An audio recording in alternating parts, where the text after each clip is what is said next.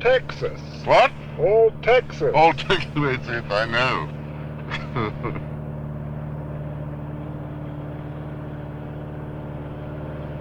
Might care to look at that, Peter. What is it?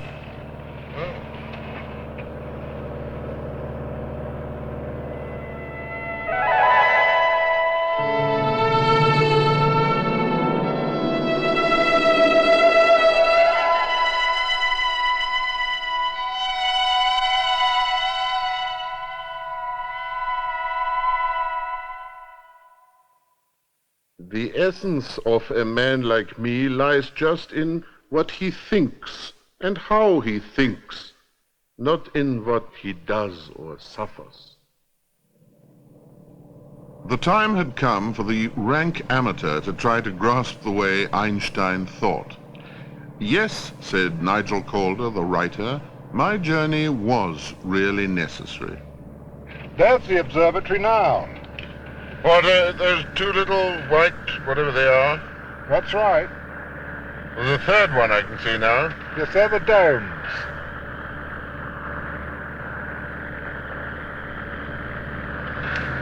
They keep a lookout for aircraft so as not to zap us with their laser beam. You serious? Quite serious. They wanted me to speak Einstein's words and make the odd space flight, but mostly just to attend to the theory of relativity. I was promised a tale of how our perceptions of space and time and color are distorted according to where we are and how we're traveling. Amid such relativity, Einstein found reliable laws governing atoms, planets, stars, and all creation.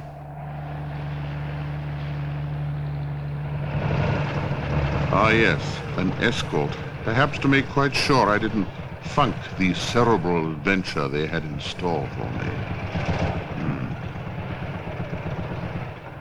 Very nice flying. Thank you, Fred. Thank you very much indeed. On my arrival, I knew only that Albert Einstein was a gentle genius whose reasoning anticipated our world of nuclear energy and space flight, the Big Bang, the black hole, things I'd only heard about.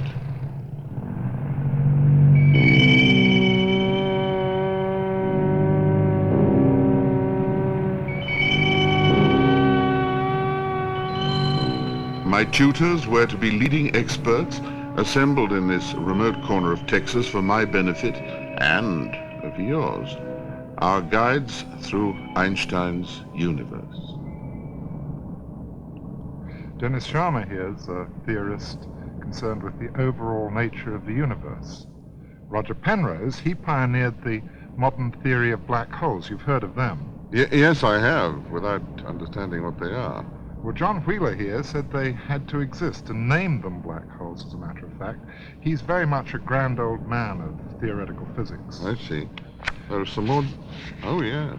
And Wallace Sargent here thinks he's discovered a huge black hole. Well, he looks as if he's photographed just at the moment of discovery, doesn't he?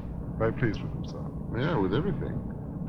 Erwin Shapiro, you'll hear how he's been getting radar echoes from the planets. Yes.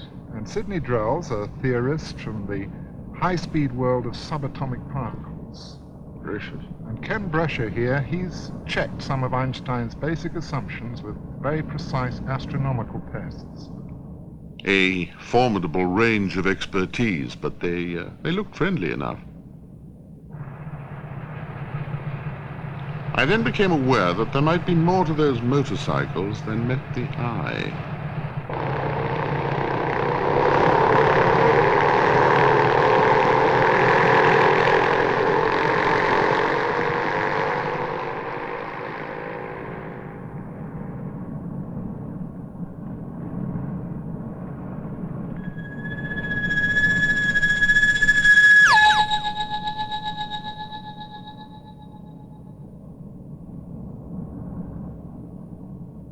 As we journeyed into the mountains, Calder told me that the theory of relativity burst upon the world more than 70 years ago, when special relativity proclaimed the curious effects of high-speed motion. General relativity, he said, followed later as Einstein's theory of gravity.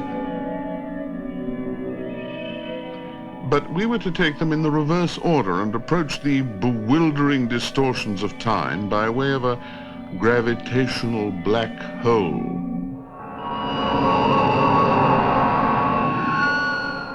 I'm just nosing in towards the black hole now.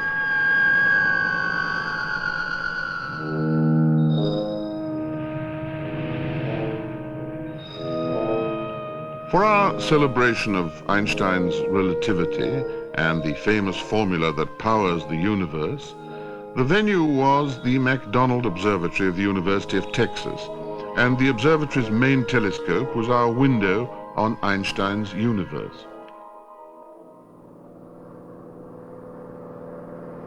With a light-gathering mirror 107 inches wide, it's not the largest in the world, but a very impressive instrument all the same. Oh, that's charming. Isn't it, though? It's quite a telescope. Already I found a posse of relativists at my shoulder.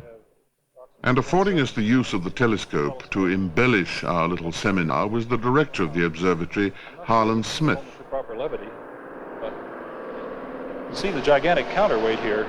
That's merely a counterweight? Yes, many people ask what that's for, but it's just dead weight. The air was decidedly thin on the mountaintop.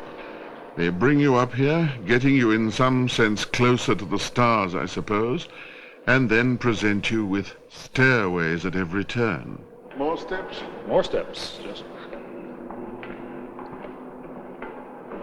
You're standing very close to one of the portholes, which the light can emerge. We can put an instrument on there to analyze the light that comes from the main collecting mirror. But it's also interesting to see the control console down there. It's really remarkably small for all the functions. You mean that's the dashboard for this? That's all it takes. Well, this is McDonald, and this is Kit Peake. This one... They did everything to help a greenhorn understand modern astronomy in its Einsteinian modes. NASA tracking station in Madrid, the Bond telescope, the So basic are Einstein's ideas to modern knowledge that confirming them is now a global industry. When I prowled through the observatory, it seemed like a set for some drama in space. In a sense, it was. About science, Einstein and I had only this in common. We both hated the way it was taught to us at school. He transcended that, I drowned in it. John Wheeler began my rather belated rescue. Thanks to your not being a scientist, we're all going to have to give this account the simplicity that Einstein would have loved. Where do you think we should start the account, John? With gravity? Nothing could be better. Everyone has to deal with it every day. Gravity. Well, let's see what the astronauts made of gravity on the moon. I'm very proud to have the opportunity here to play postman. What could be a better place to cancel a stamp than right here at Hadley Rill? I remember this from the time. Well, in my left hand I have a feather. In my right hand a hammer. And I guess one of the reasons we got here today was because of a gentleman named Galileo a long time ago who made a rather significant discovery about falling objects in gravity fields. And we thought that where would be a better place to confirm his findings than on the moon. And so we thought we'd try it here for you. The feather happens to be appropriately a falcon feather for our falcon. And I'll drop the two of them here, and hopefully they'll hit the ground at the same time. How about that? I have here a hammer and a bird's feather.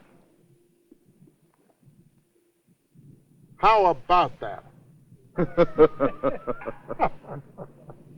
If you were Galileo, how would you, in the light of that, try to persuade people that everything falls the same rate? Difficult. Difficult. Air resistance is a whole problem, isn't it? So such a wonderful thing that air resistance for objects like this doesn't count so much. Fantastic. What a feat for Galileo to realize that everything falls at the same rate. But for Einstein, it was a still greater act of imagination to realize that the reason those things all move the same, they get their moving orders from the same piece of space. It's not the distant Earth, it's the space right where they are. Yeah, there came to me the happiest thought of my life. Consider someone in free fall, for example, from the roof of a house. There exists for him, during his fall, no gravitational field.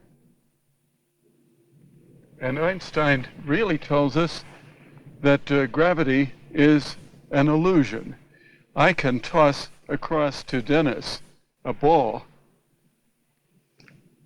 and that arc looks as real as anything could be. And I can toss a ball across to Sid, and the arc looks as real as anything could be. But Einstein tells us that the arc is a pure illusion. If we could only cut away this grid with a welder's torch from underneath us and all fall freely, then as I toss that ball, it would move in a beautiful straight line. Einstein tells us that in a local, freely falling frame, there is no gravity.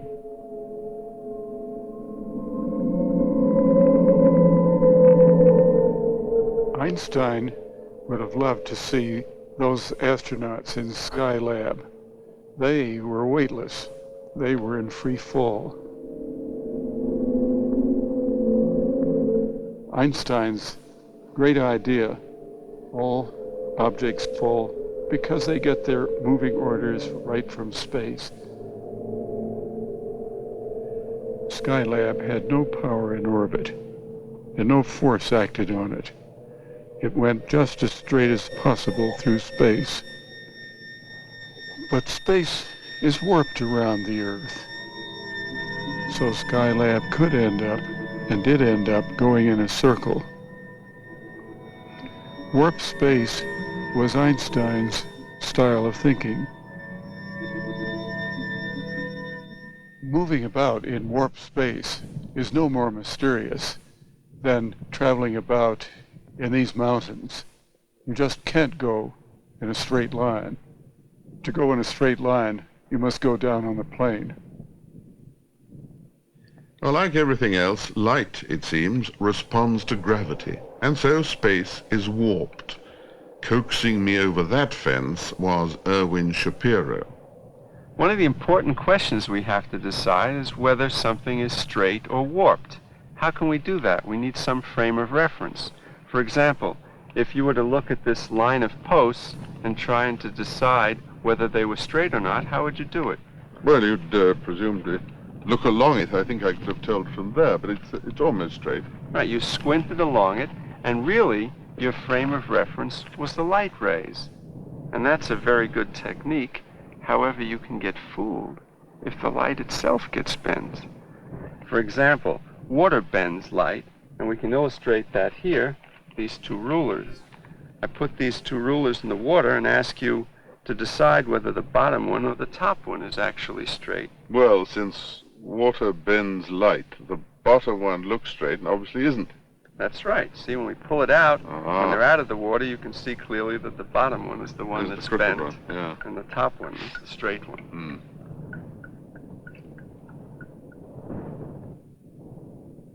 Mm. In fact, if you look from the Earth at light from a star beyond the sun's gravity bends the light of the star as it grazes its limb. And so the position of the star appears to change. Einstein calculated the bending of light using this idea of curved space. As seen from the Earth, certain fixed stars appear to be in the neighborhood of the sun and can be observed during a total eclipse of the sun. Now, at such times, these stars ought to appear to be displaced outwards from the sun as compared with their apparent position in the sky when the sun is situated at another part of the heavens. A ray of light going past the sun undergoes a deflection of 1.7 seconds of arc. That prediction in 1915 led to world fame for Einstein. In fact, there was a total eclipse of the sun in 1919, and a team of British astronomers went to observe this total eclipse in the tropics. And here's a plate taken from that expedition of the sun during the total eclipse. This is a negative, so you don't see the sun at all. It's blank field. Yeah. And these black striations are the solar corona. And very tiny black dots are the stars in the field of view. And the relative positions of these stars were measured very accurately and compared with corresponding measurements of a photograph taken of the same stars when the sun wasn't in the field of view. And the results showed the star position shifted during the total eclipse in proximate agreement with Einstein's predictions, and certainly quite different from what Newton would have predicted. Newton, forgive me. You found the only path barely open in your time for a man of the highest powers of thought and ordering. The concepts which you created still guide our thinking in physics even today, although we now know that they will have to be replaced by others, farther removed from the realm of direct experience, if we aim at a deeper understanding of relationships.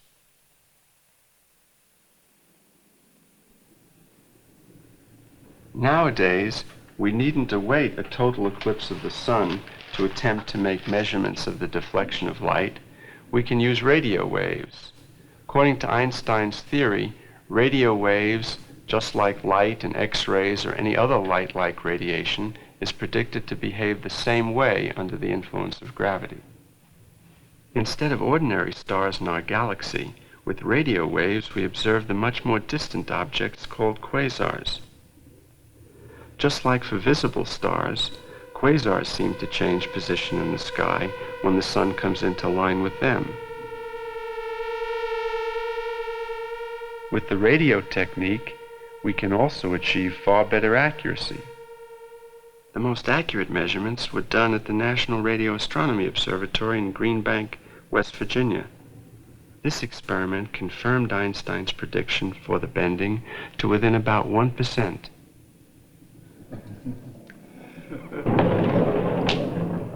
Powerless then to question that gravity bends light, we tried our skills with an impressionistic model of warped space.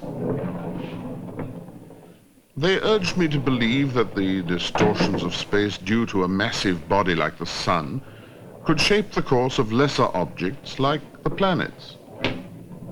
The table maker gratuitously added bottomless pits of gravity, black holes that would swallow an unskillful ball.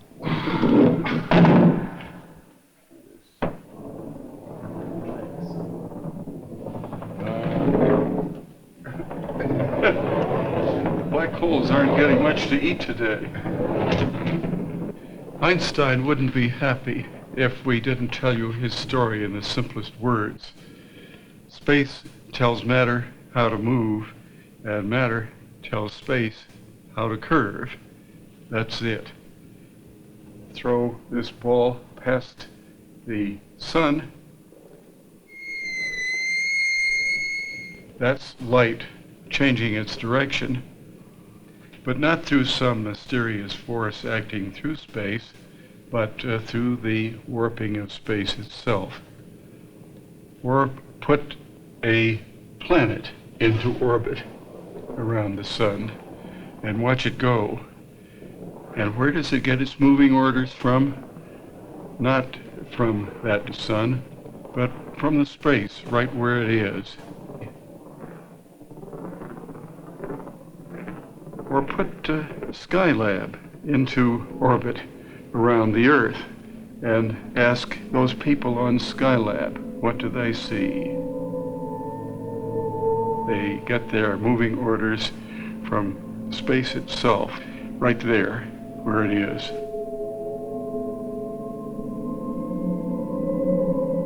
Einstein's wonderfully simple picture of it all.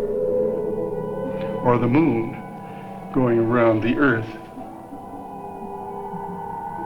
Pull the Earth away, unwarp space, and the moon will fly off, happy to go in a beautiful straight line.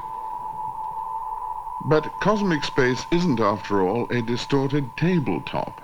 I bared my misgivings to Dennis Sharma. How on Earth, or rather, how in the universe, can nothingness have shape?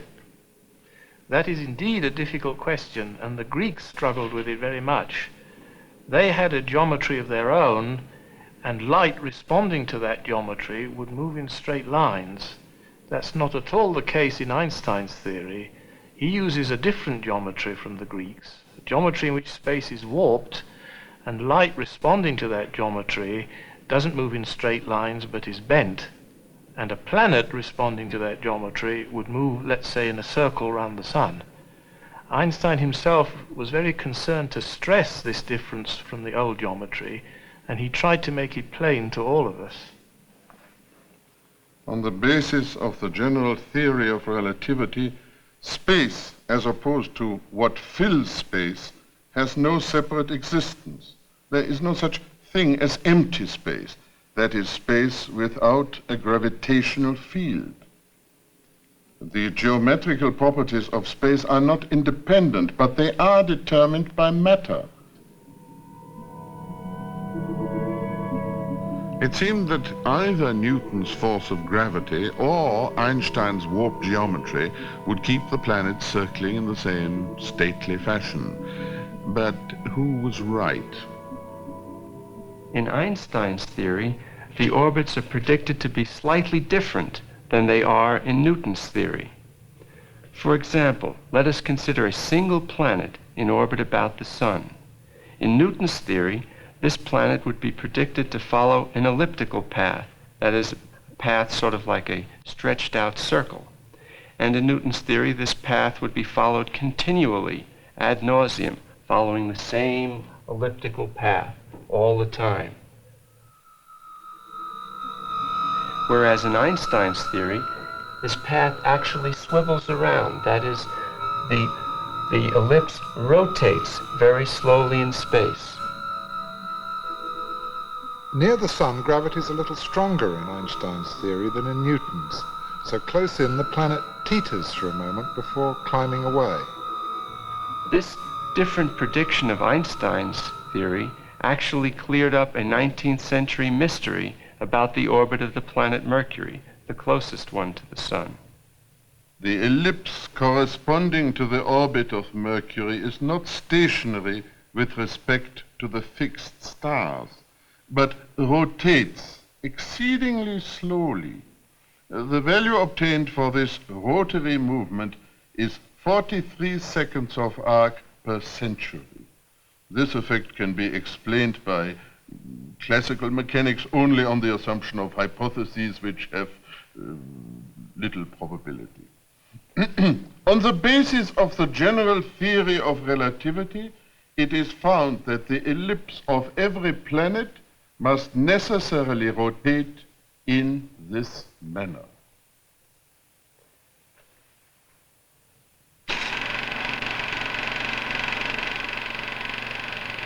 In the late 1960s, we used the Haystack radio telescope in Massachusetts to measure the swivel of Mercury's orbit. This telescope is enclosed in a radome to protect it from the wind and the sun. What we did was use this radio telescope with an attached radar system to send pulses of radio energy towards Mercury and to detect the echoes. In fact, although the power in the transmitted radar signals is about 500,000 watts, enough to supply the electrical needs of a small town, the echo we detect is so weak that its power is even less than that expended by an average housefly crawling up a wall at the rate of only 1 millimeter per millennium. By measuring these echoes from Mercury periodically over several years, we were able to detect the swivel of Mercury's orbit because the echo delay is different for a swiveling than for a non-swiveling orbit. Our results confirmed Einstein's prediction to within 1%.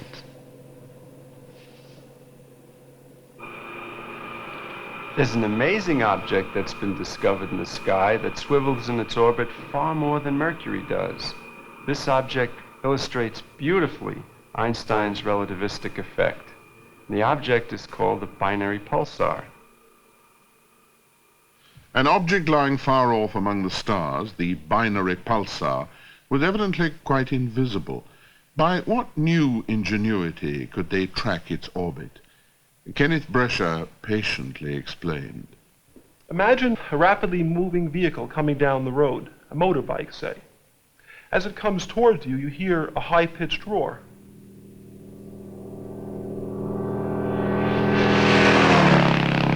When it passes you, the pitch drops. There's a change in frequency according to whether the source of sound is coming towards you or going away. That's the Doppler effect. The same thing happens with light or with radio waves.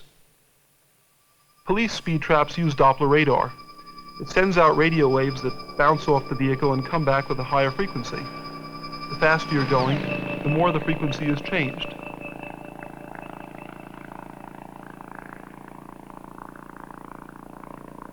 The Doppler effect is an unbeatable way of measuring relative speed. Now imagine an object circling, giving out its own radio pulses. You'd find the frequency rising and falling repeatedly. You could tell it was circling even if you couldn't see it. Completely out of sight among the stars, there's an orbiting pulsar. It's nature's gift to the relativist.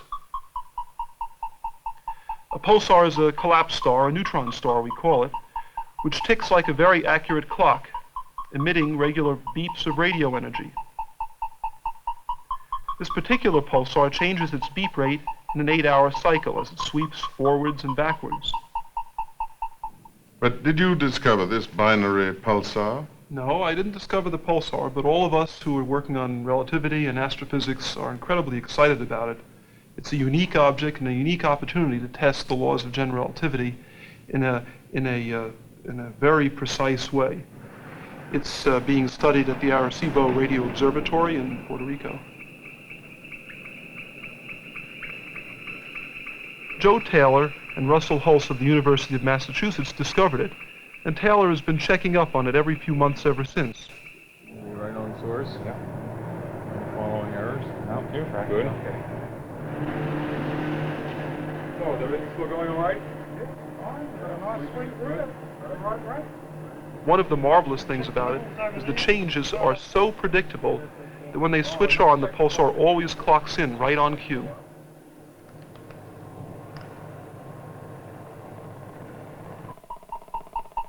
The pulsar is in a very tight, fast orbit around another collapsed star that's not directly detectable.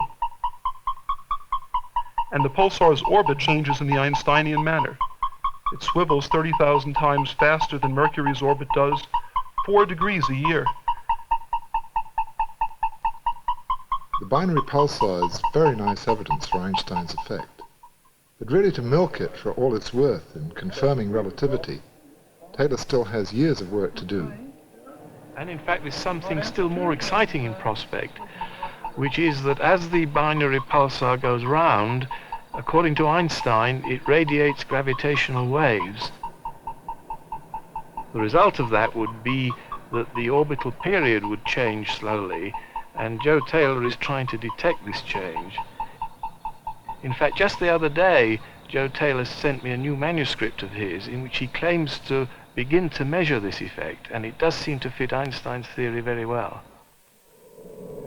These gravitational waves that Einstein predicted are ripples of warped space. And with the help of a computer, theorists have made movies of gravitational waves that ought to pour out from violent events, like the collapse of a star. And there's an interesting kinship, isn't there, between gravitational waves and the familiar tides of the sea that are raised on the Earth by the warped space around the moon.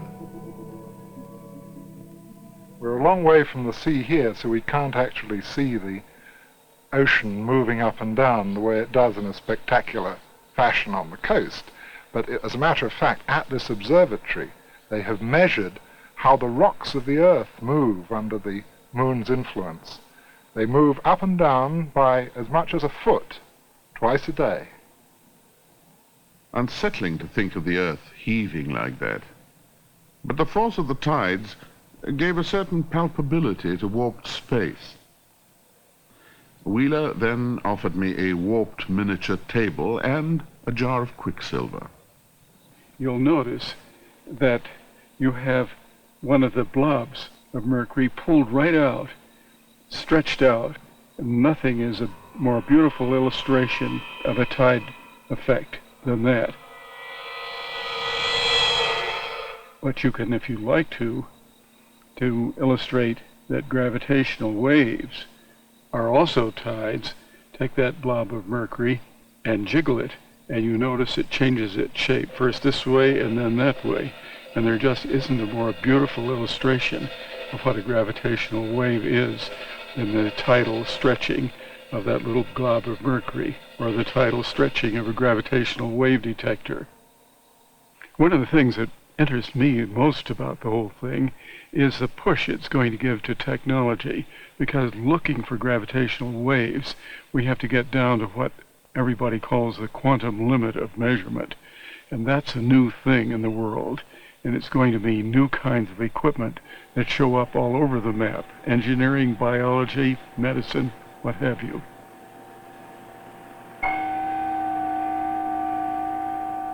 You can try to detect very slight ringing in great supercooled metal cylinders like the one at Stanford in California. In Glasgow they have a different method. Look at some of the details of the optical system down in here. Ronald Drever uses laser beams that shuttle to and fro many times. And that's to measure shifts in the position of different masses, shifts that might be caused by gravitational waves washing through the Earth.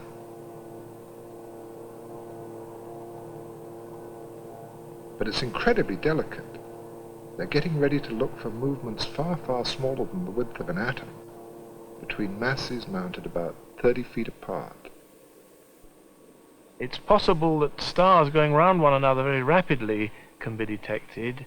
It's possible that violently exploding stars like supernovae will be detected. And it's even possible that objects falling into massive black holes will produce gravitational waves we can pick up. And if any of those things happen, we'll be seeing the effects Einstein predicted of warped space propagating actually with the speed of light.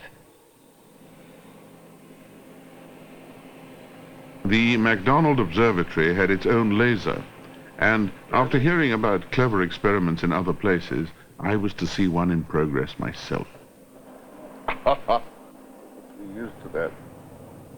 We've put those waves of gravity behind us, Peter, and come back to basic issues about gravity and orbits in warped space. What they do here is shoot their laser at the moon to check its distance and movements to within a matter of inches. The moon's a heavy object, but the Earth is heavier still, and they might respond differently in the sun's gravity.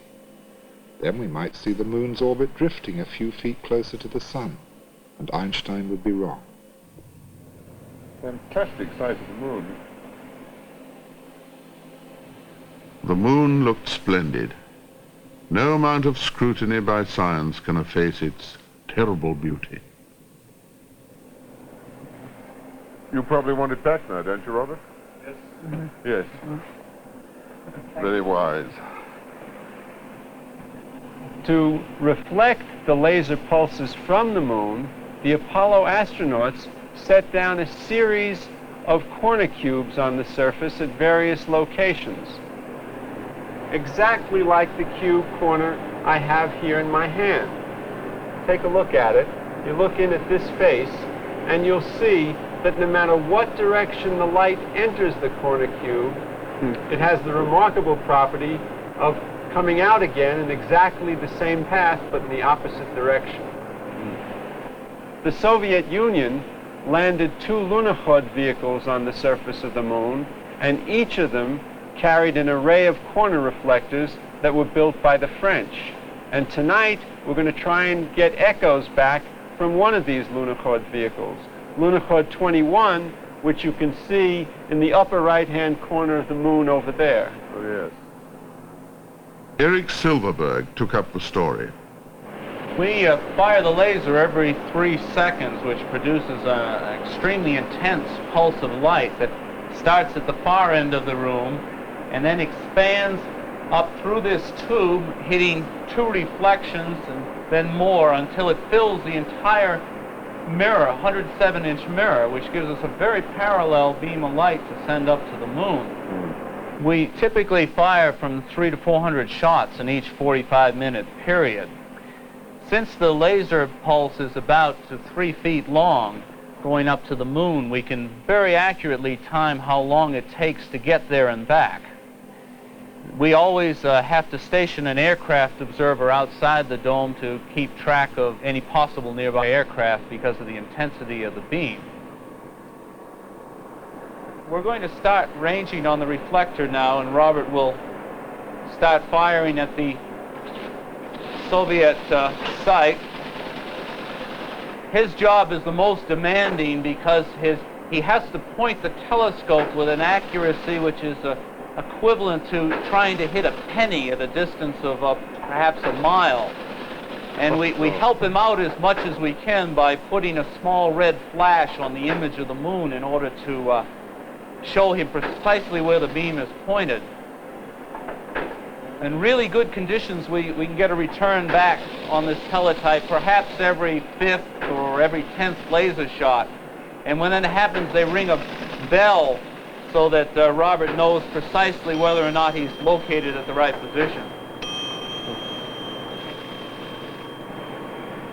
But even with such precise measurements, it's not easy to calculate the moon's orbit because of the myriad of small effects that influence its motion. My colleagues and I used the measurements made here at McDonald to actually compute the moon's orbit to very high accuracy and found it to agree very well with Einstein's claim. So Einstein's theory has again withstood another stringent test, and rival theories are put under much greater constraints if they're going to be in accord with the behavior of nature. Fantastic. I left them contentedly ringing the bell for Einstein while tending a half-baked bun of comprehension in my brain. I pictured the moon faithfully circling in the warp space around the Earth, and the sun's gravity toying with our own great planet.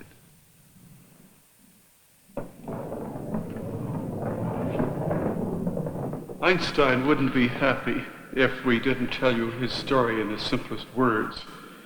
Space tells matter how to move, and matter tells space how to curve.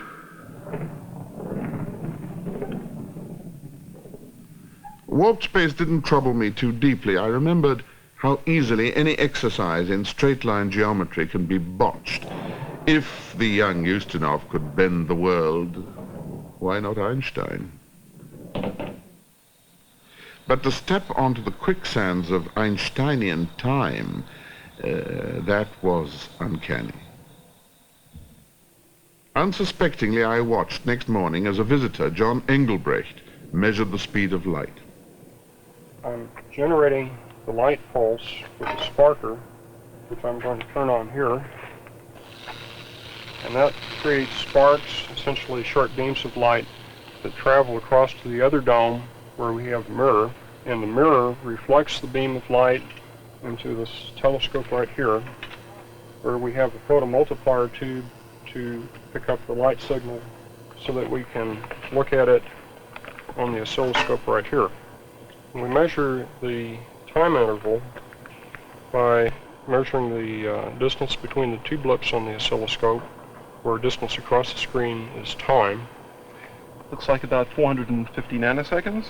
And the round trip distance is 134 meters. Yes. Well, it's not bad. You've determined the speed of light this morning to be about 298 million meters per second. an accuracy of about 1%.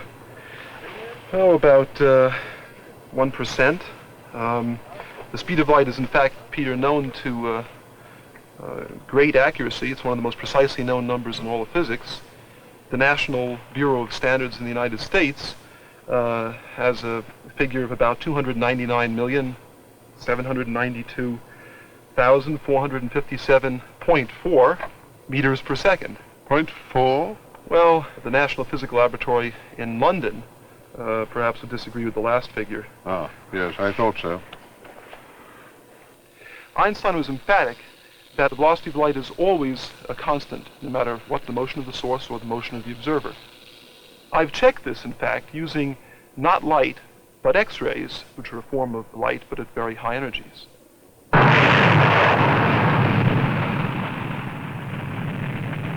In 1970, a satellite was launched off the coast of Kenya for the purpose of doing X-ray astronomy. It was called Uhuru. It discovered and began observing a peculiar class of star. An X-ray binary pulsar gives off regular bursts of X-rays while orbiting at a high speed around another star. Now suppose that Einstein were wrong, and that X-rays go faster if they're launched when the pulsar is moving towards the Earth. Then X-rays from that part of the orbit could overtake X-rays that are coming from the other part of the orbit, making a simple picture quite complicated. For example, you could see the pulsar coming and going at the same time.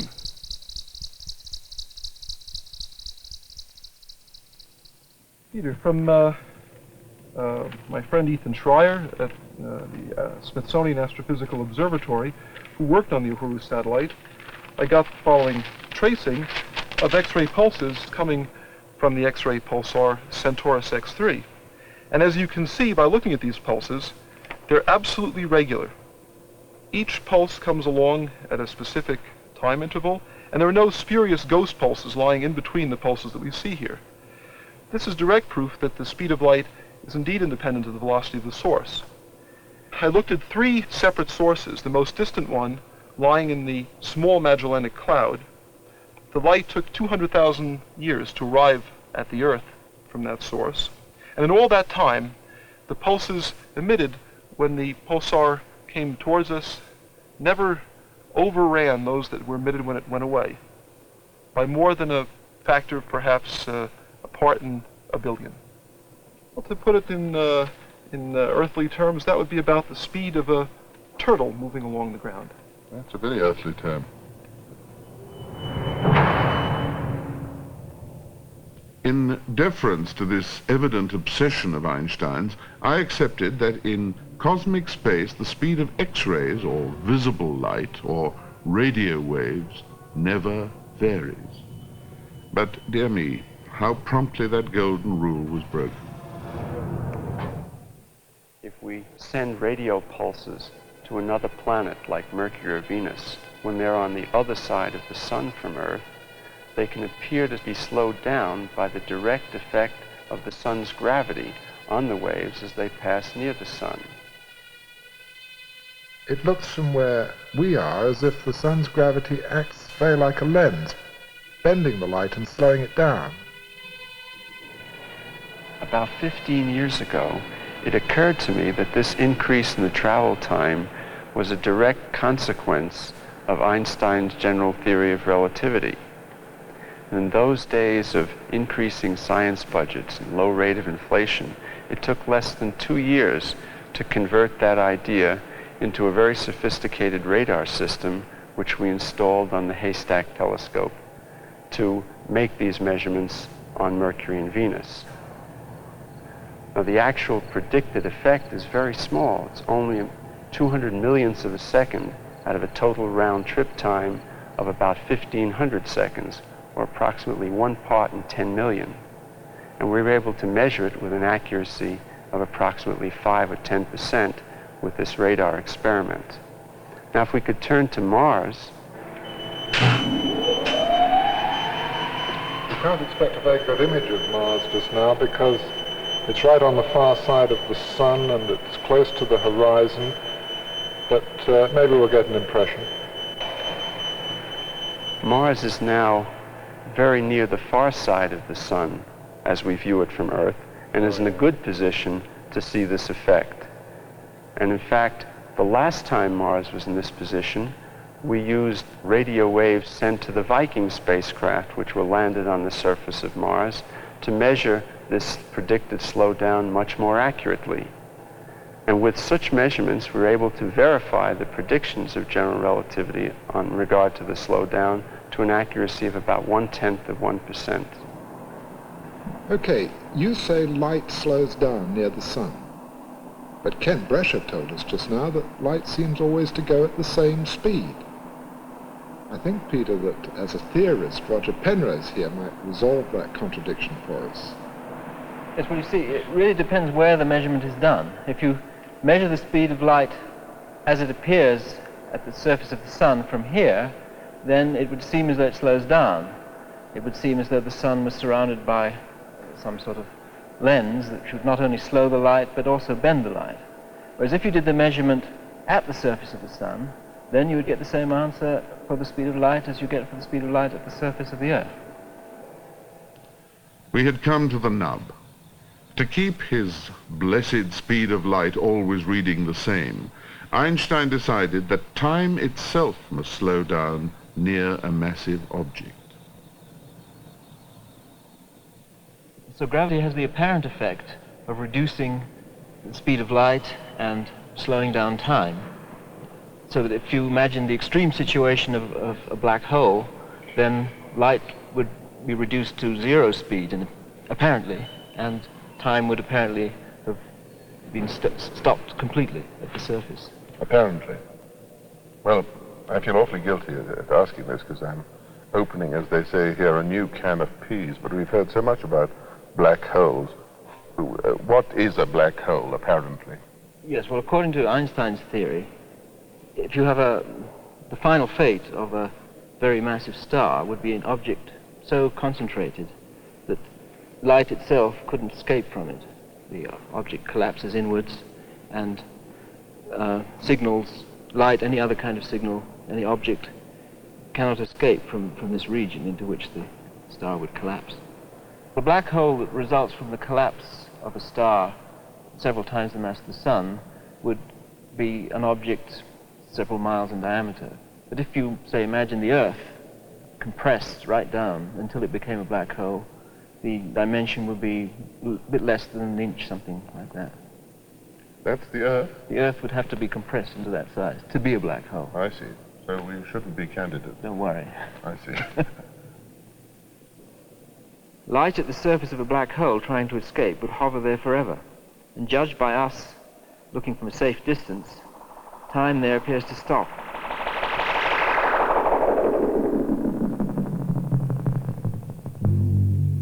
You'd wait forever for the next tick of the clock. A short distance away from the black hole, time does seem to pass, but rather slowly by our reckoning.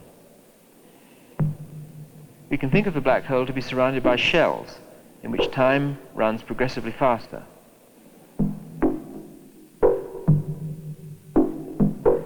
That's what happens in the immediate vicinity of a black hole, but the effects on time extend for thousands of miles, with time getting gradually closer to what we regard as the normal rate.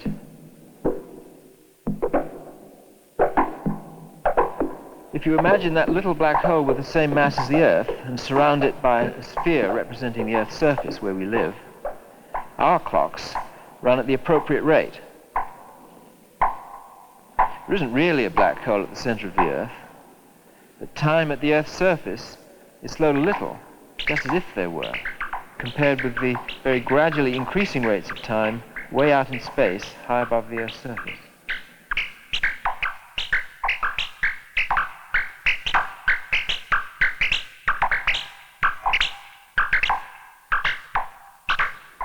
The observer will interpret what he sees as showing that one clock really goes more slowly than another clock.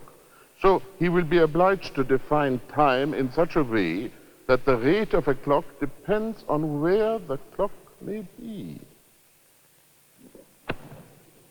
Peter, the interesting thing about general relativity is that my clock, whether I'm sitting here on the surface of the Earth whether I'm orbiting around a black hole, will appear to me always to be running at the same rate. The gravitational effects don't change the actual clockwork mechanism and don't affect it in any way. Nonetheless, from your point of view, you might see my clock running at a different rate, and we would appear to have time running at different rates. We could correct for this, and general relativity, in fact, tells us exactly how to do that. But the clocks themselves are, in fact, not disturbed by the gravitational field. Yeah, I don't quite understand one thing, because obviously we are our own terms of reference, and therefore our clocks are our own terms of reference. They become part of us. If I take an aeroplane, as we all do, and fly very high, is what is shown on the clock face affected by the fact that I have flown high, or not, by the time I arrive? Yes, it is in fact affected, and when you come back it will read differently from the identical clock which you left behind, which didn't take part in the airplane ride. But although the clock reading is different when you come back on the ground, the clock, once it's back on the ground, will continue to run at the same rate it used to run on the ground, so that the difference in reading will then remain constant as time goes on. The important point is that this effect is not a psychological effect. It's a genuine, measurable physical effect. In the last decade or so, extraordinarily accurate atomic clocks have been made which are sensitive enough to see these very small effects, such that, for example, the difference between the rate of a clock running on the ground and one running on the second story of a building could be observed and measured very accurately. Oh, so Big Ben's been wrong all the time because it's about the 8th floor. Right, it's gaining relative to your clock. I see. My common sense was outraged, of course. Yet, recent results have evidently smothered all expert and inexpert doubts about Einsteinian time. Sidney Drell set the scene. The atomic clock is not just an instrument for scientific laboratories to run their equipment with, or as part of their play equipment. In fact, in everyday life, it sets the time by which we live. Here one has a crystal oscillator which keeps time relative to an atomic clock whose signal is being received here, with due allowance for the time it takes for light to bring the signal here. Here is the time that it's reading out. I notice that my own crystal watch is 2 seconds slow by the time given there. Mine's 6 seconds out. That's terrible. This will go back to the maker. Back in Washington, there sits the master atomic clock against which all other time is referenced for an international time standard. The atomic clocks keep time to an accuracy which approaches 1 second out of 1,000,000 years. That is how far they have come. To understand the atomic clock, we have to now enter into the theory of atoms. And this is another theory, the theory of how light is emitted, absorbed by atoms, and how light propagates with very sharply defined frequencies. There's another theory to which Einstein made very enormous contributions. Sometimes we think of the year 1905, when Einstein was 26 years old, as one of the miracle years of the world, because in that year, when he was giving us special relativity, Peter, he was also giving us the theory of light occurring in discrete packages and with precise frequencies.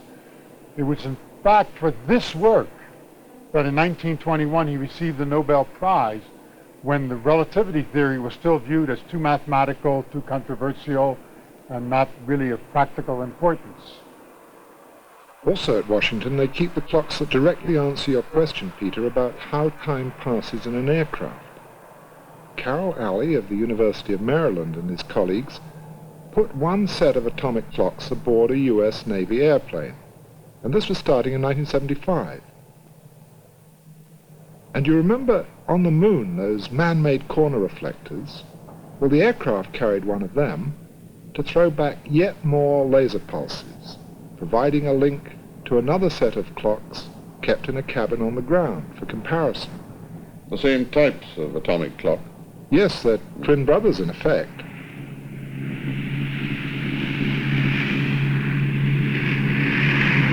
The prediction of general relativity is that as you get higher above the ground, the grip of gravity on time weakens and your clock should run a little faster. The laser flashes coming from base serve to check the time recorded in the air against the readings of the clocks on the ground while the aircraft flew around and around Chesapeake Bay. The ground radar kept track of it. The aircraft's speed, by the way, also had a very small effect on time by a quite different prediction of relativity, but the experimenters took that accurately into account. Yes, I'm sure they did. The main effect on time related to the aircraft's height. At 35,000 feet, the airborne clocks gained about 3 billionths of a second every hour, and each flight lasted about 15 hours, and 5 flights like that accurately confirmed the effect of gravity on time. So Einstein's account of how the world works triumphs yet again. To punish me for my contempt for authority, fate made me authority myself. And what's true of atoms in an atomic clock is also true of atoms in ordinary objects like an apple. And perhaps we could draw some of these threads together by telling how, in a time shell, starting at the top of the tree and moving into a time shell lower down, an apple manages to accelerate in the way that's so familiar. It's moving into shells, very fine shells of ever-slowing time. Its atoms are operating more slowly. It seems to be losing internal energy, which has to reappear in some new form, and the form it takes is energy of motion, so the apple is going faster and faster as it moves down into slower and slower zones of time, until finally it hits the ground and that energy of motion is destroyed.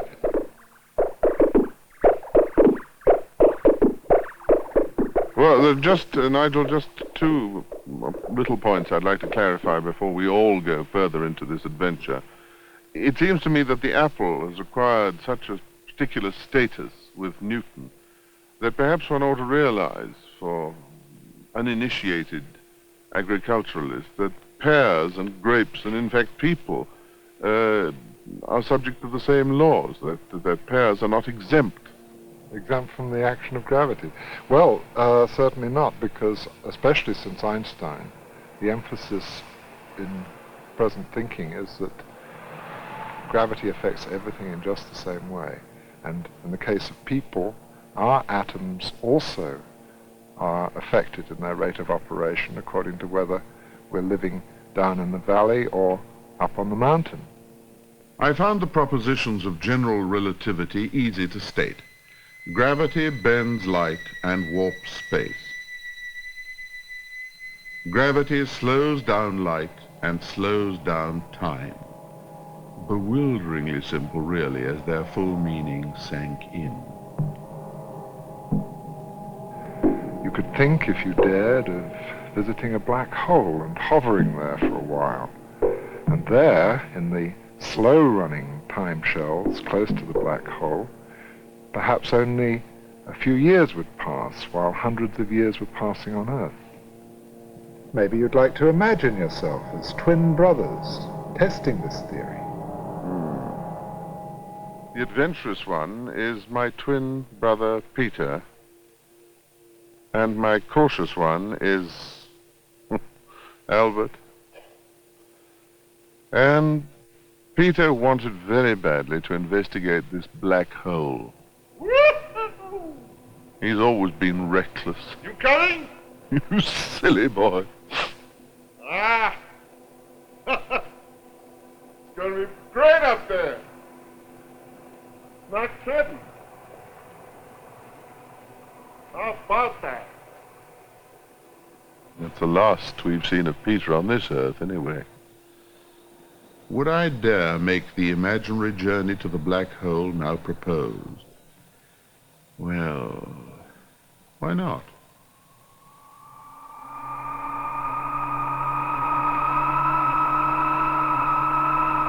Goodbye. Goodbye.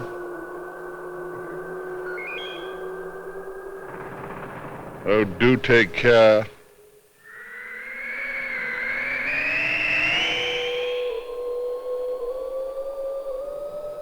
I shook the dust of the 20th century from my feet as my imagination bounded towards the black hole.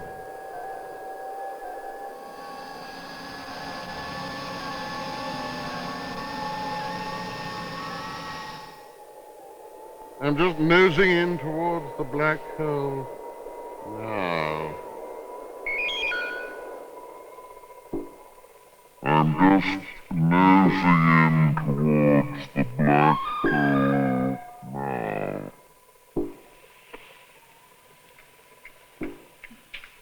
Well, at least that black hole has slowed down the hectic pace of his life, but I only hope to God he takes care.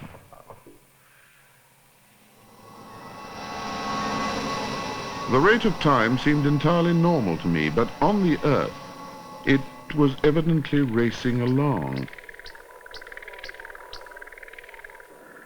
The gravitational effects don't change the actual clockwork mechanism.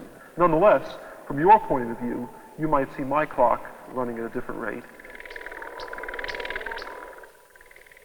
Pictures from the Earth showed the days passing in a matter of minutes.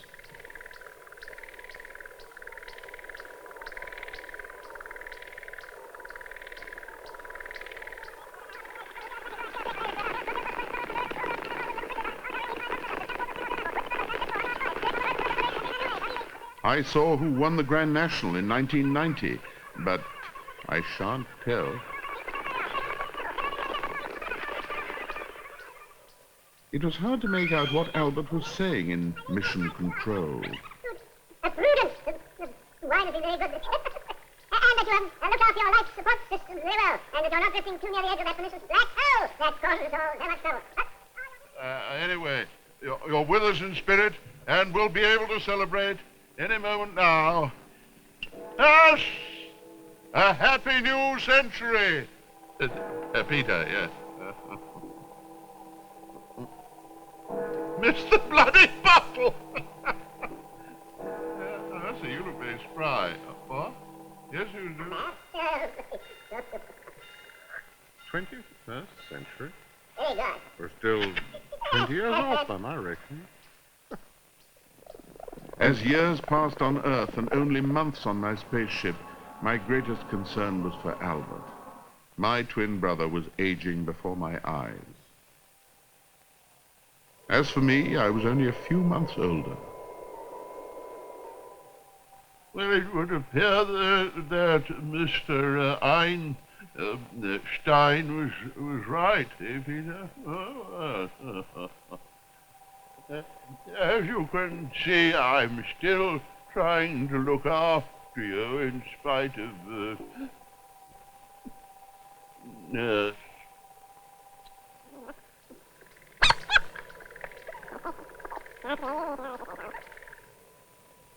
It wasn't long before the Earth forgot all about me. Time to go home.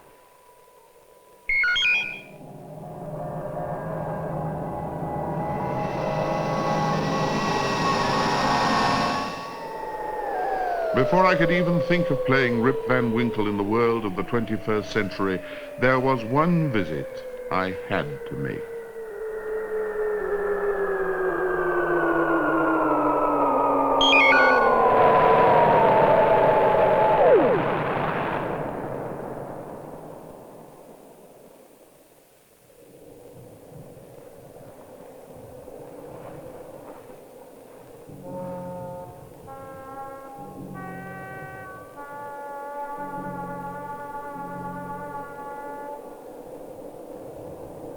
Alas, poor Albert.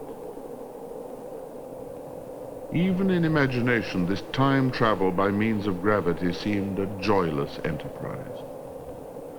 There was no method for retracing my steps through Einsteinian time and returning to the 20th century. We've talked about the warping of space, and about the effects of gravity on time, space and time. But relativists like to combine the two into space-time, with time as being the fourth dimension. The non-mathematician is seized by a mysterious shuddering when he hears of four-dimensional things, by a feeling not unlike that awakened by thoughts of the occult. And yet, there is no more commonplace statement than that the world in which we live is a four-dimensional space-time continuum.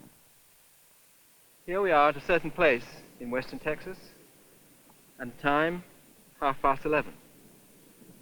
Put the two together, I clap my hands, that's an event in space-time. Now each of our lives is a series of such events strung together into a world line in space-time. And here we meet together, our world lines more or less intersect. In order to get a picture of space-time, it's convenient to think of space as represented as a two-dimensional flat plate, and that frees the third dimension to represent time.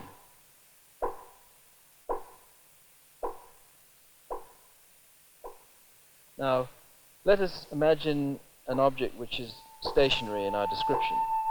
Then this would be represented by a vertical straight line. An object which is moving uniformly but with some velocity would be represented again by a straight line, but now tilted over. What about an object which is accelerating? Then that would be represented by a curved line. This is the world line of the object.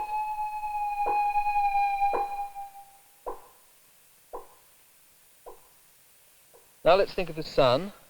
That again, thinking of it as stationary, would be represented by a straight line.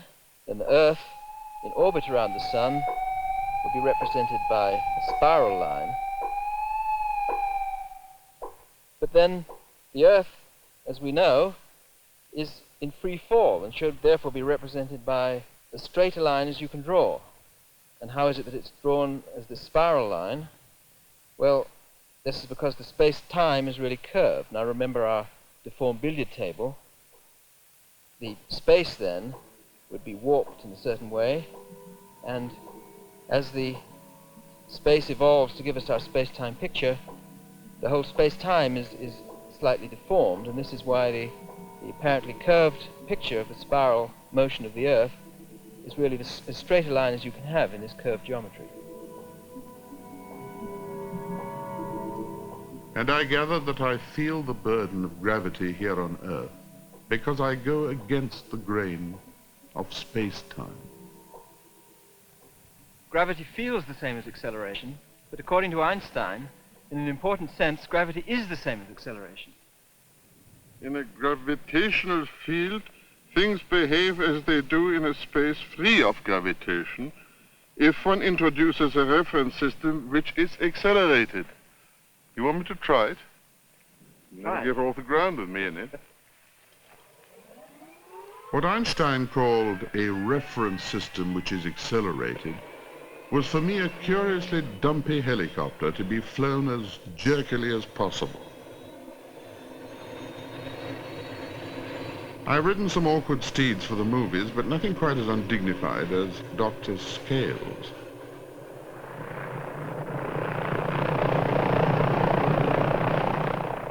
As the helicopter lurched upward, my weight increased, each brief acceleration adding pseudo-gravity.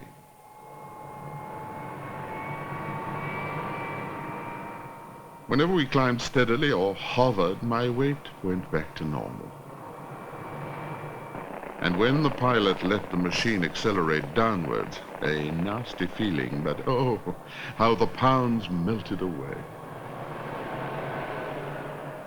In some neglected slot machine of my mind, a penny dropped.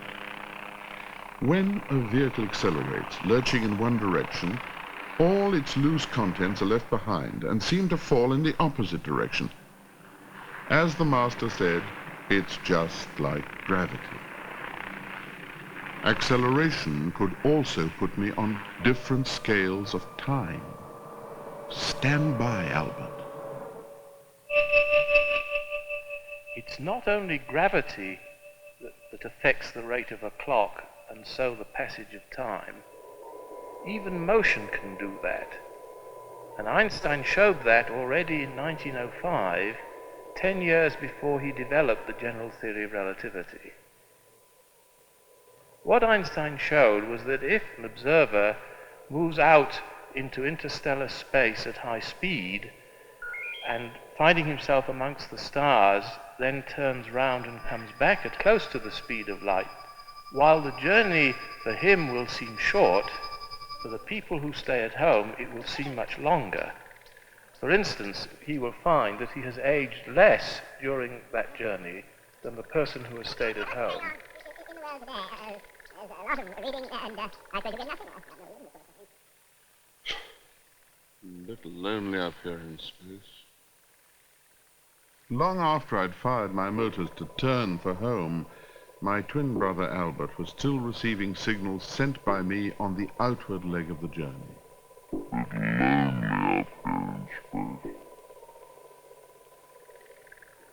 Again, time seemed to me to pass normally. But it was in this melancholy phase of my return journey that I observed poor Albert growing older by the hour. That's right, too, sir.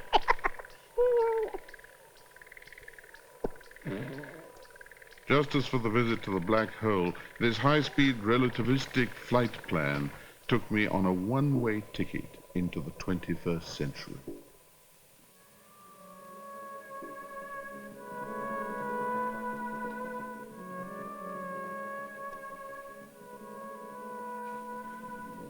Although he lived before the space age, Einstein made many imaginary journeys like this. Gedanken experiments, thought experiments, the physicists call them.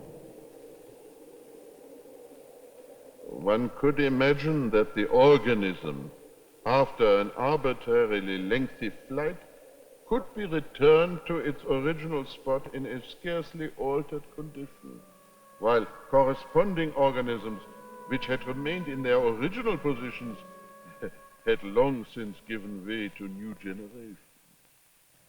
Einstein said that many years ago, but people for many years didn't really accept that notion. It, in fact, was the source of much argument and was elevated at times into the notion of a paradox. But now, with very fast-moving atomic particles, we have displayed this effect with extreme accuracy. Most precisely, atomic particles in a storage ring at CERN, so-called mu mesons, which normally live a very fleeting fraction of a second, perhaps a millionth or 2 millionths of a second, have been shown to have their lives extended by a factor of 30 or so, just by having them move at speeds very close to the speed of light. Well, I understand that this is possible for particles, but it does sound rather like science fiction to me, and like fantasy. Would it be really possible for this to happen? For people, I mean.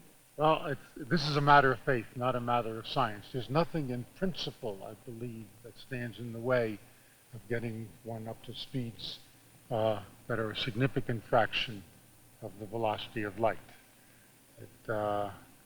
When one thinks of the incredible things that we do with instruments these days, measuring with accelerators that are many miles long, times to precisions of billionths of a second, I would be the last to think it's impossible and won't be done.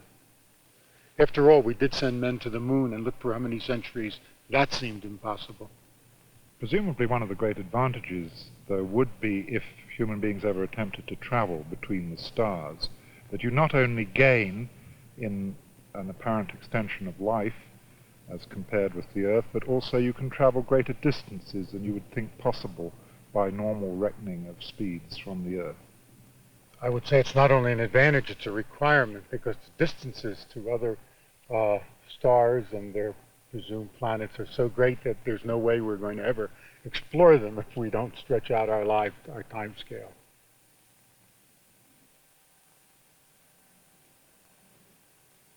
It was one of Einstein's earliest ideas in relativity that you could distort time and space just by traveling fast enough.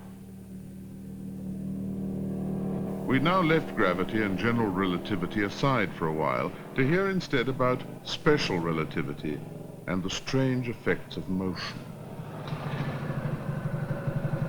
Now let's imagine that these bikes are capable of, say, half the speed of light.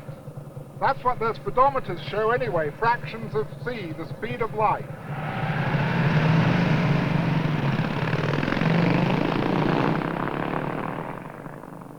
What kinds of Einsteinian effects can we illustrate with bikes like these? Perhaps we should start with the simplest point of all.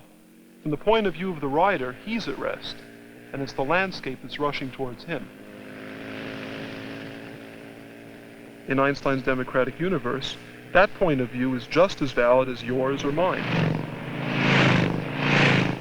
And then recall the Doppler effect, the change in frequency and color of light. An object rushing towards you looks blue because the light gets crowded together. It has a higher frequency. When it's going away, it looks red because the light gets stretched out, and then it has a lower frequency.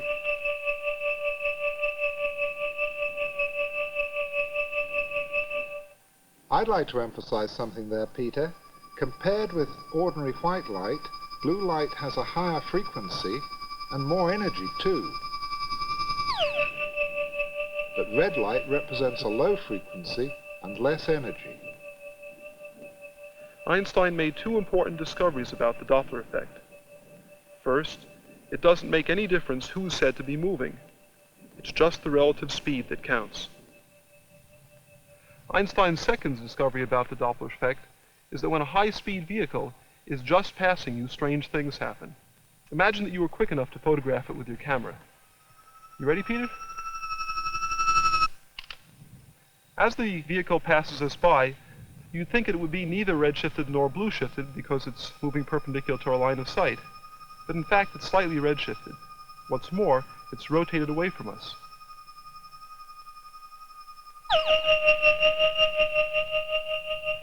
Not shortened? Many accounts of relativity would have the bike squeezed short. No, it still appears to be undistorted, but slightly rotated away from us. But from the point of view of the rider, there could be very peculiar distortions of the scenery if you rode past buildings, say, almost at the speed of light.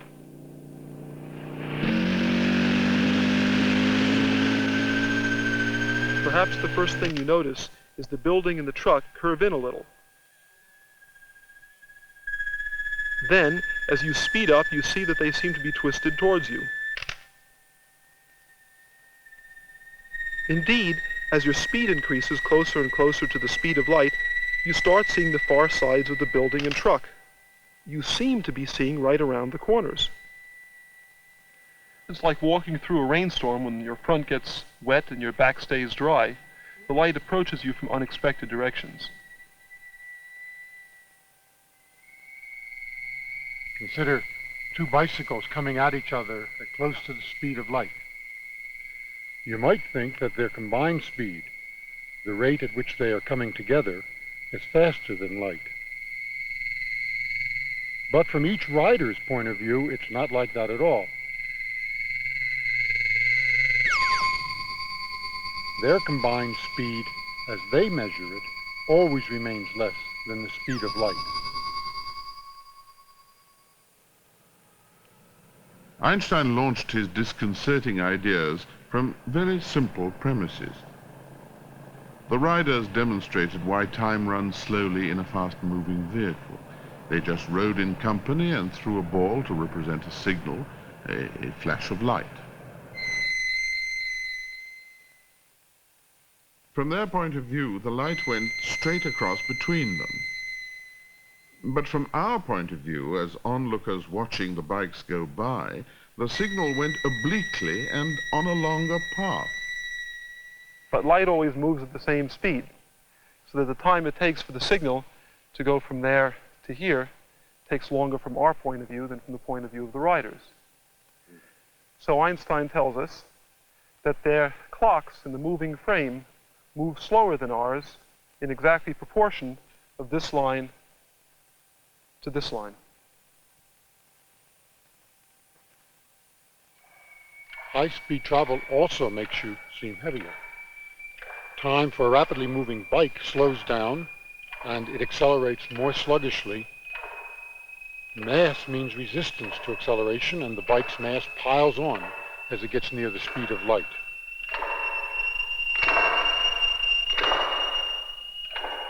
In fact, it continues to grow more massive without limit as it gets very close to the speed of light, so that in fact it never can go faster than light. But from the point of view of the rider, his mass seems the same as usual.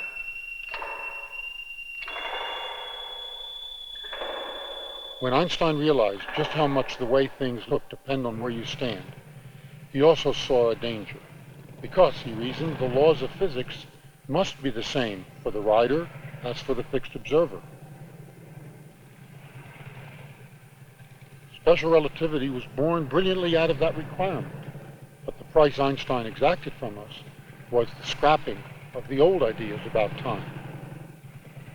Einstein realized that although each person's view of events is a little different, everyone's view is equally valid, and yet we are observing, all of us, the same laws of physics. And the touchstone for the reliability of physical laws was Einstein's old obsession, the speed of light remaining constant amid all the commotion of the cosmos. Now, because of its motion in orbit around the Sun, our Earth is traveling at a speed of about 30 kilometers a second. If the principle of relativity were not valid, we should expect the laws of nature to depend on the Earth's direction of motion at any moment. But the most careful observations have never revealed any lack of equivalence of different directions. This is a very powerful argument in favor of the principle of relativity. But Einstein's revelation shook the planet. From the reasoning of special relativity emerged a law of creation and destruction.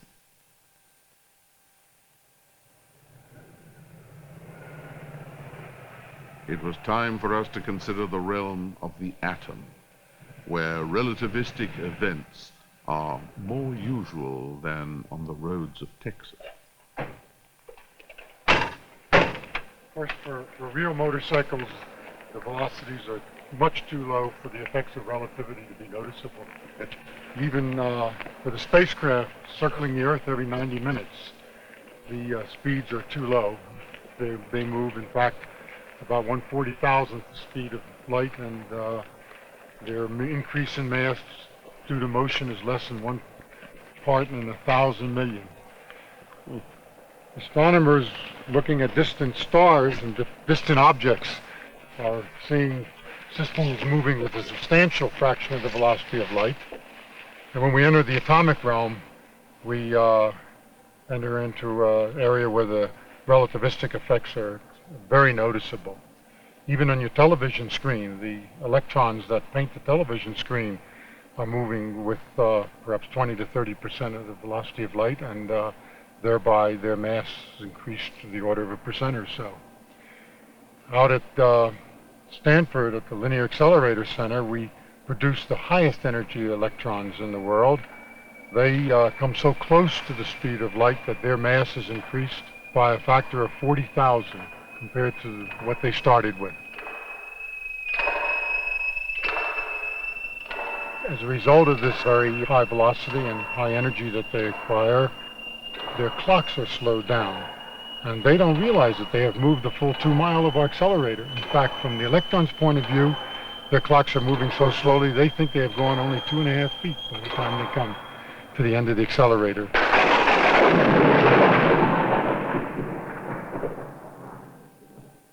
At the end of the accelerator, we also have a storage ring, so-called spear ring, where we smash the particles into one another. We create new matter. And in this way, we can very accurately measure the conversion of energy of motion into matter and into mass, and in this way confirm with great accuracy the Einstein equation E equal mc squared. What an equation that is. It looks so innocent. E, energy, M, mass, and C, not the speed of light, but the square of the speed of light, an enormous number, so that a little mass is worth a lot of energy. It's hard to appreciate what an enormous leap of intuition and imagination it took to come to this simple formula. Einstein had been thinking from the age of 16 to 26 consistently about the nature of light and electromagnetic radiation. And almost as a byproduct of his thinking on this subject, he came to the following conclusion, that if you look at light, say from the sun, and if you were moving towards the sun, as we've already discussed, the light would become bluer. Now, the blue light has more energy than the white light we normally see, and therefore, he reasoned, there must be more energy apparently coming from the sun. But if that energy is not drawn from any change in the motion of the sun, it must mean that that energy is coming from the mass itself.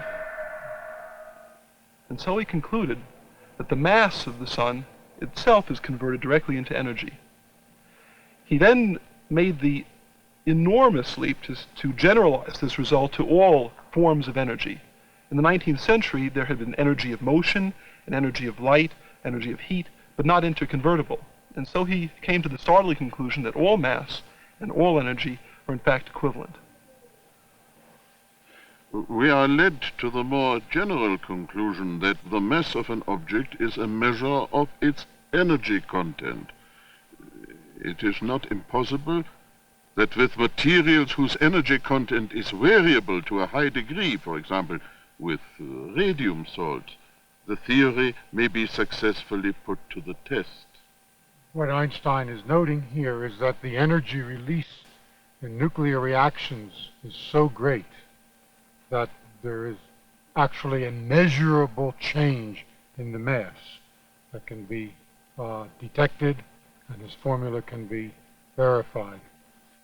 The nuclear burning, together with the Einstein relation E equal mc squared, solve a long-standing riddle, namely, how is it that the stars, the sun, can burn for billions of years without running out of material? This equation, E equal mc squared, and the efficiency of nuclear burning were tested quantitatively in 1932 by Cockcroft and Walton with their accelerator, who verified it for the first time. But it was a long time before any practical use was made of it. Einstein was hounded out of Germany. He came to Princeton, where I had the pleasure of seeing him after his arrival.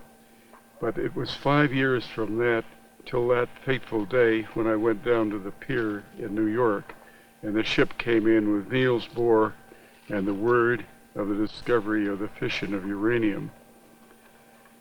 January 16th, 1939, and not long after that, Einstein wrote that fateful letter to Roosevelt with all its consequences.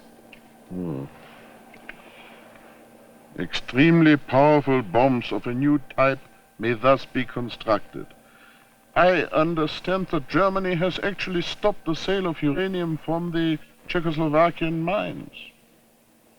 And it was hardly 200 miles from here across the desert that first dramatic explosion took place that brought us into the true atomic era.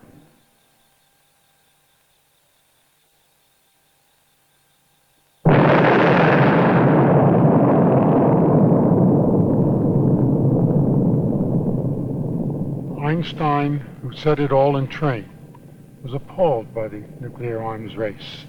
It's ironic that this humble, gentle man who had been an avowed pacifist should now be etched in the history of mankind as the father of nuclear weapons. He believed, as do many today, including many scientists who are familiar with the devastating effects of these weapons, that survival in a world with nuclear weapons is one of the great challenges of our generation. It was, I believe, his last official act to endorse a manifesto in 1955 with Bertrand Russell, which I believe you have here. Yes. We appeal to you as human beings, to human beings. Remember your humanity and forget the rest. If you can do so, the way lies open to a new paradise. If you cannot, there lies before you the risk of universal death. I think in talking about Einstein's great achievement, we should really stress the fact that it lies at the basis of all life. The nuclear weapons are only a small byproduct of human folly. Even when I strike this match, a minute amount of the mass is converted into energy. If I took all the mass in this match and converted it into free energy, there's enough energy here to lift the entire mountain on which we're sitting now about 10 feet off the ground. This energy plays a role in the hum of a violin, in the growing plants here, and in fact in the expansion of the universe. All of astrophysics is about nature's attempt to release the energy hidden in ordinary matter, the energy defined by the equation E equals mc squared. So I learned to perceive the sun, hot enough in Texas, as a natural nuclear furnace and a typical star. Energy can create matter, so matter has hidden energy. Falling down, like the apple, can liberate some of it. So Wallace Sargent led me back to gravity, saying it can overwhelm a star. When the sun grows old, it will first of all become a red giant in which it becomes much bigger and a little cooler than it is now. At this time, the Earth will be consumed, but fortunately it will not happen for several more billion years. After that, the sun will shrink and become a white dwarf, which is about the size of the Earth.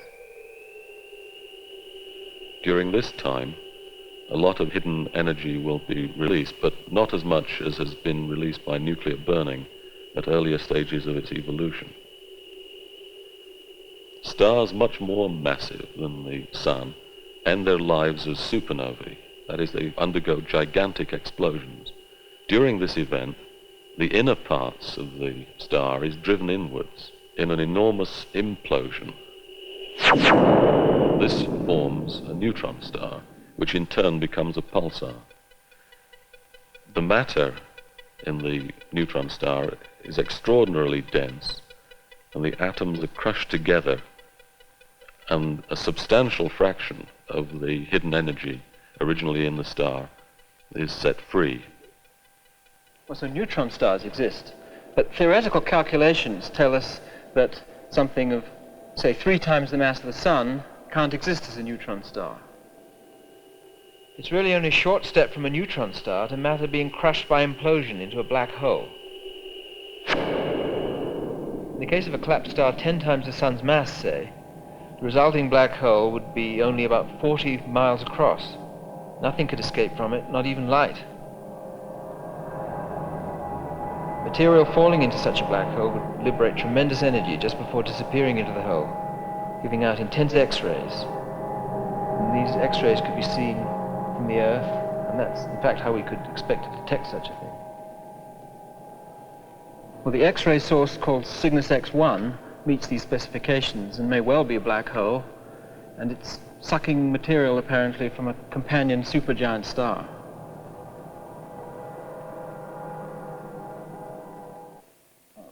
Now we're on Cygnus X1. What we can actually see here is the companion to the star, not the black hole itself. The black hole is orbiting around the star that you can see. This is a record of the X-ray emissions from Cygnus X1, and you see there's no regularity in it, as there would be if it were a neutron star. No, they're not very regular, are they? The quest for black holes was for me the culminating proof that Einstein's theories still inspire the very latest research. It led us to distant galaxies of stars, as big as our own Milky Way, but erupting most violently. In order to explain many of the phenomena out there in the universe, we have to invoke enormous energy sources. And it looks more and more as though black holes may be the only possibility to provide such large sources of energy. In this kind of theory, an enormous black hole with a mass probably several billion times the mass of the Sun sits at the center of the galaxy and releases energy in some way which we don't yet understand by swallowing entire stars and gas from the surrounding galaxy.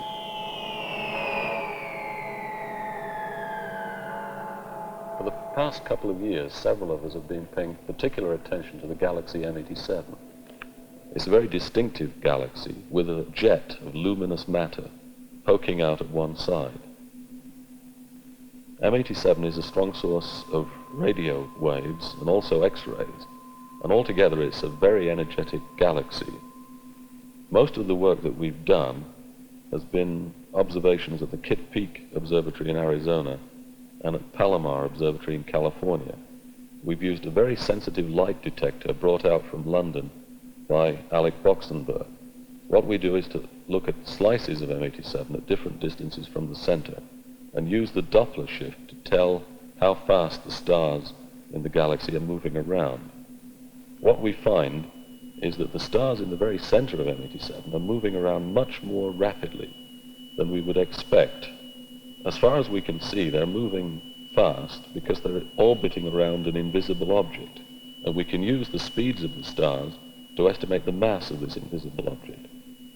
It turns out to be about 5,000 million times as big as the Sun, just about the kind of mass that we would expect for a black hole if it really is powering all the phenomena that we see in M87. The problem is that the volume you'd expect for a black hole at the of the mass that we think the one in M87 has is very small indeed, and so really the problem is to try and resolve much smaller angular distances.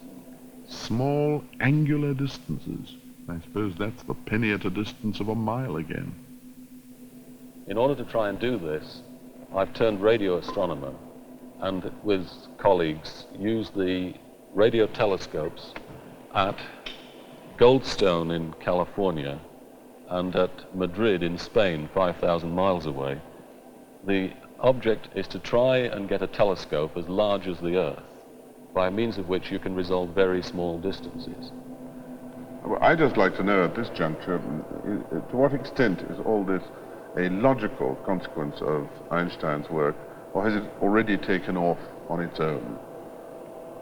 Well, it was certainly not known to Einstein that black holes would be a consequence of his work. On the other hand, later work, since Einstein died, in fact, has pointed very clearly to the fact that within his theory, at least, within general relativity, this is a very clear prediction of the theory. And of course, independent of the actual nature of the underlying object, we know that it has to put out a great deal of energy, because we see that directly, and that implies a huge underlying mass from E equals mc squared. And of course, the light that we get directly from the object as analyzed by Wallace Sargent obeys the Doppler effect and comes to us as photons. So the richness of Einstein's ideas bears on the entire range of actual observations of these objects. A computer charted the fathomless warp of space in an imagined collision between two black holes.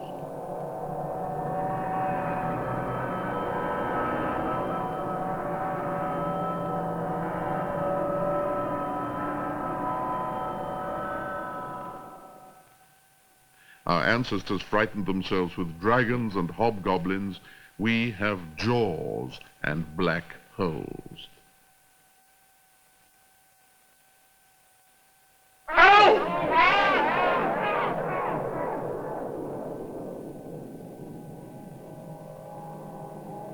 In fact, at the dead center of a black hole, I found that even Einstein's ideas falter. Theory of general relativity can now be adequately applied to the black hole itself and a certain distance in. But it's possible to show that even the theory itself predicts its own downfall. And this is one of the things which was not appreciated before Einstein died. But certainly everything does get compressed into a very, very small region.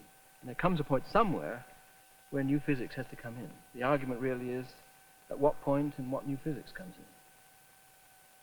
Of course, when you're at states of very high density, you can no longer deal with gravitation in isolation of all the other forces of matter, the strong nuclear forces, the weak forces of radioactive decay, and the electromagnetic forces. Nor can you stay strictly within the realm of classical physics and ignore the quantum ideas. Absolutely right. It's ironic that Einstein, who was a founder of the quantum theory through his discovery of the quantum, or the photon, which is the particle of light, never felt comfortable, never felt satisfied with that theory because of the element of uncertainty and the element of chance that it brings into a description of the behavior of particles.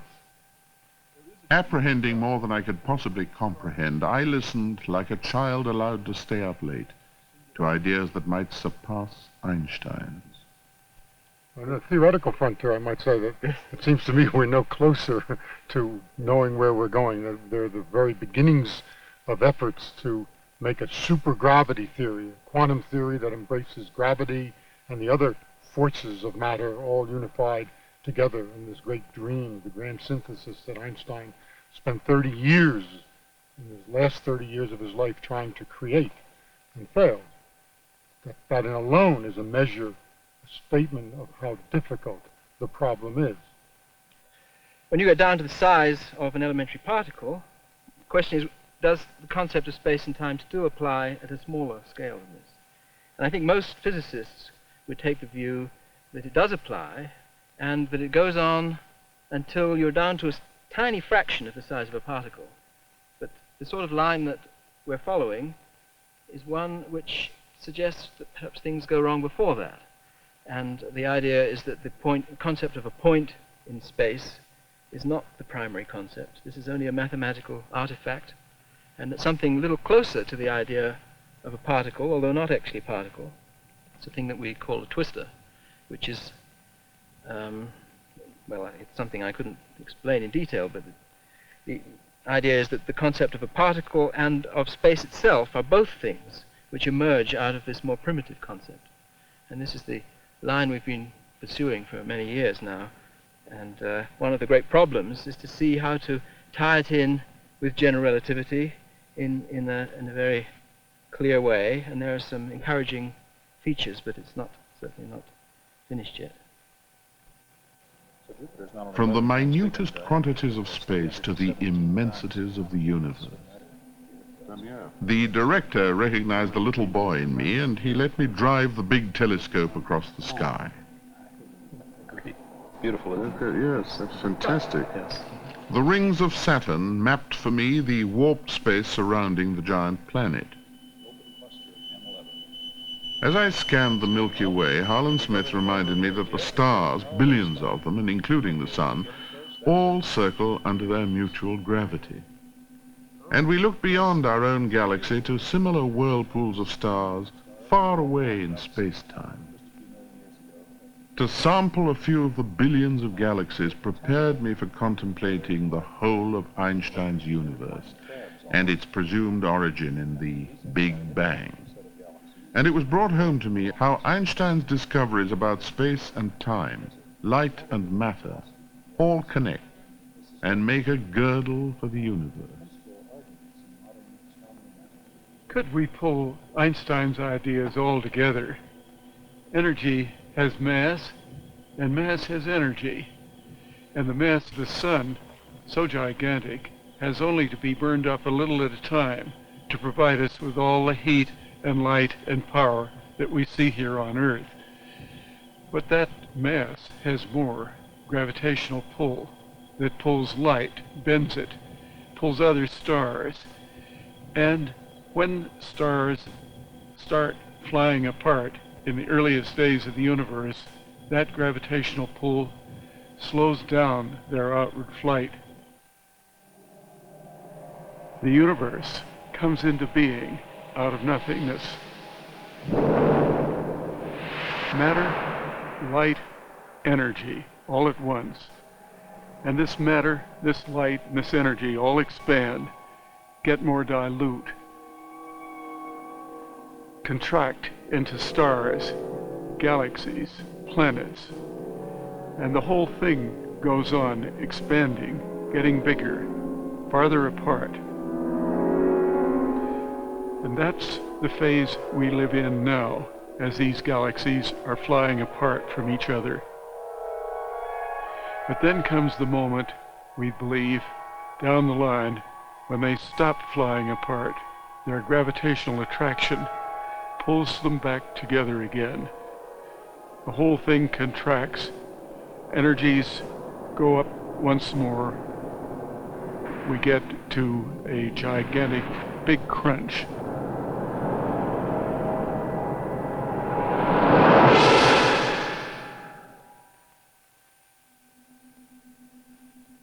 In its pristine form 60 years ago, general relativity clearly required the Big Bang for the birth of the universe. But that melodramatic story conflicted with the astronomy of the day, and Einstein doctored his equations to describe a more restful universe. In order to arrive at this consistent view, we admittedly had to introduce an extension of the field equations of gravitation, which is not justified by our actual knowledge of gravitation. The introduction of that cosmological term was the biggest blunder I ever made. Death alone can save one from making blunders.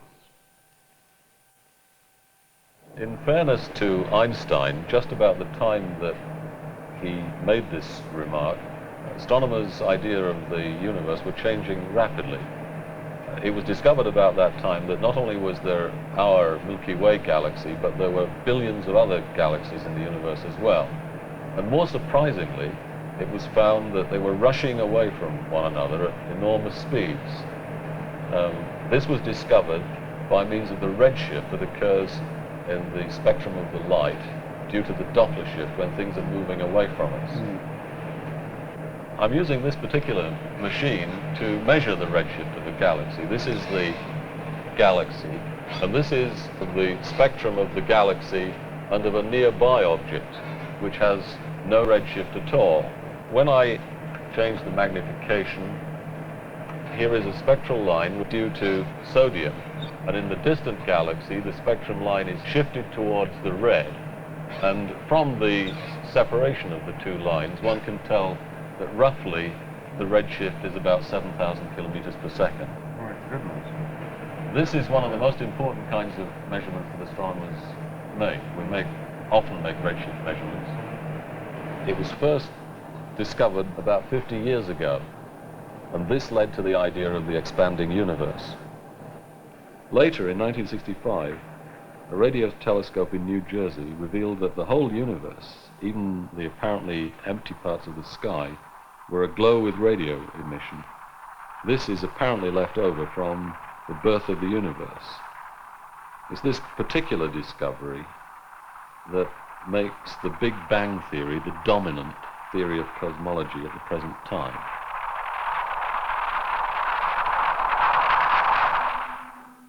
They represented the expanding Einsteinian universe by a balloon studded with galaxies.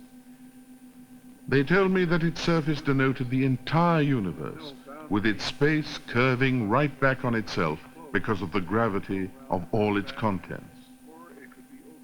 And they induced a cooperative Texan bug to travel in it. In sympathy with that cosmic bug, my mind voyaged among the galaxies. I couldn't really visualize the overall warping of cosmic space. Who can? But I sensed that gravity might indeed close up the universe so that if I traveled far enough, I should find myself coming full circle back to my starting point. The buck has nowhere to go but around. There's no end. Nowhere an end to the universe. It's closed universe, but unbounded universe. Einstein's picture was the universe is closed. At least that's what he wrote in the last edition of his book, published in the year of his death, 1955. Today, of course, we don't really know how the evidence is, whether there's enough matter to curve the universe up into closure. But to predict, as Einstein did, the expansion of the universe, and to predict it correctly, and to predict it against all expectation, so fantastic a thing, to my idea, is the greatest prediction that mankind has ever made, and to my mind gives us more faith than anything that we could have, that someday we'll find how the universe itself came into being.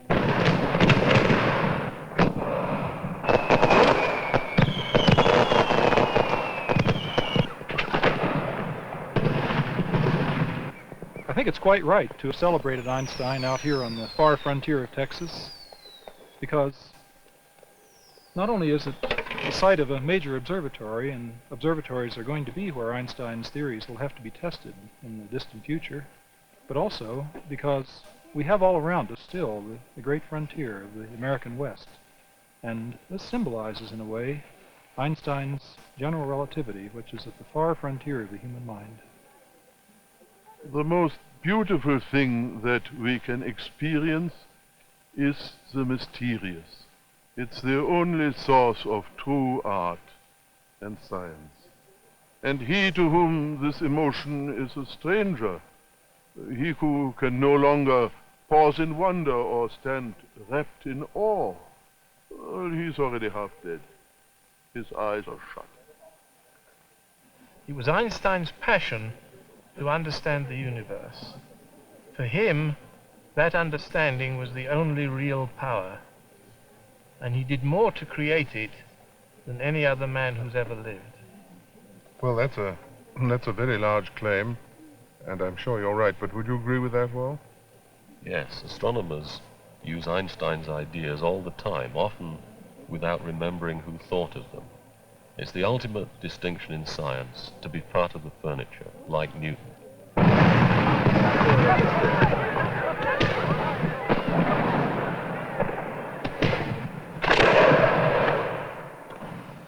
You ask me if one can eventually express everything in scientific terms. Yes, it's possible, but it is useless. It is as though one were to reproduce Beethoven's Ninth Symphony in the shape of an air pressure curve.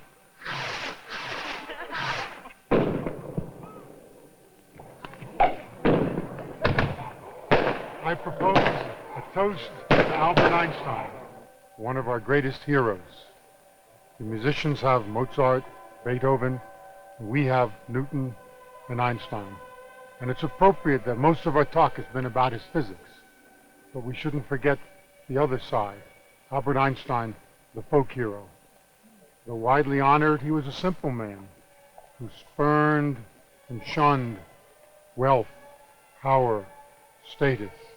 A refugee on the run from Hitler, he was a dignified and gentle symbol of scientific inspiration that was a great particular inspiration for young refugees and immigrants interested in science. The reputed grandfather of the atom bomb, he was the moral leader of the efforts to bring that dangerous and deadly application of E equal mc squared under international control. I propose a toast to the memory of Albert Einstein. To Albert Einstein.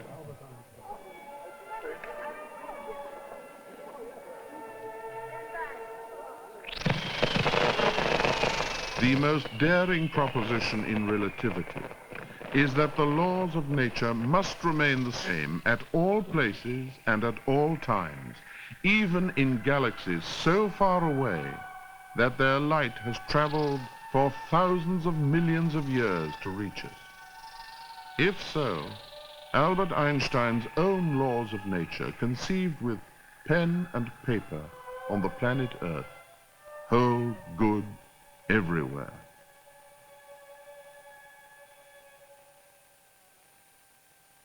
What really interests me is whether God had any choice in the creation of the world.